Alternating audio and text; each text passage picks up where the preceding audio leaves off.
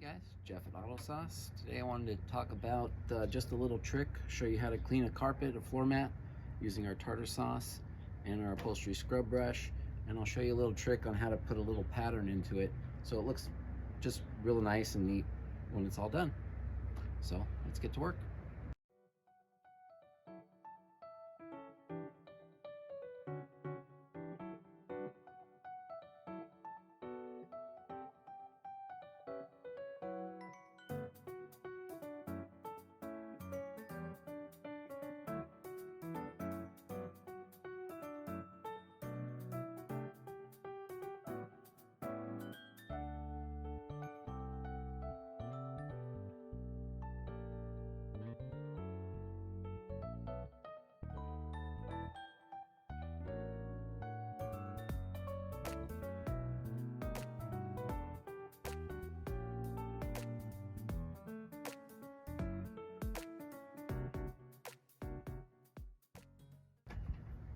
That's simple, just by using our little brush.